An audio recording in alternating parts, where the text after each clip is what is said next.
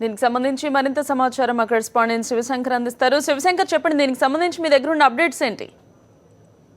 Gautami, movie artist association సంబంధించినటువంటి ఎన్నికల్లో కొద్దిసేపటి క్రితమే కోర్టు కొన్ని ఉత్తర్వులు జారీ 3 కండిషన్లతో ఈ ఎన్నికలు జరుపుకోవచ్చని గ్రీన్ సిగ్నల్ అయితే ఇచ్చింది.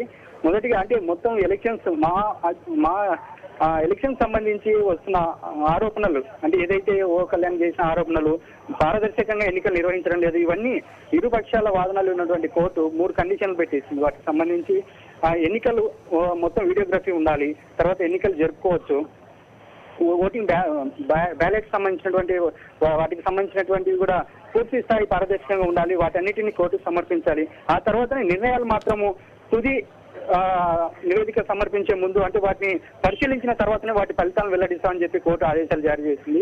ఇప్పటి నుంచో గతంలో కూడా ఎన్నో సందర్భాల్లో మూవీ ఆర్టిస్ట్ అసోసియేషన్ సంబంధించినటువంటి ఎన్నికల కమిషన్ లో ఎన్నో మార్పులు వచ్చాయి. ఆ తర్వాత చాలా మందికి అన్యాయం జరిగింది, ఏకపక్షంగా నిర్ణయాలు తీసుకోవడము, అధ్యక్ష పదవిలో ఉన్నటువంటి వాళ్ళు కూడా ఎన్నో అవకతవకలకు పాల్పడ్డారు, మూవీ ఆర్టిస్ట్ అసోసియేషన్ కి నష్టాన్ని కల్పించారు.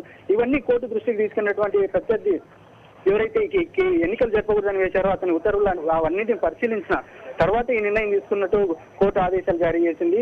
అయితే రేపు ఎల్లుండి జరగబోయే ఆదివారం జరగబోయే ఎన్నికలకు సంబంధించి కూడా పూర్తి కట్టుదిట్టమైనటువంటి ఏర్పాట్ల మధ్య ఎన్నికలు జరుపుకోవచ్చని కోర్టు ఆదేశాలు జారీ చేసింది. Gautami, thank you Shivashankar, thank you for the updates.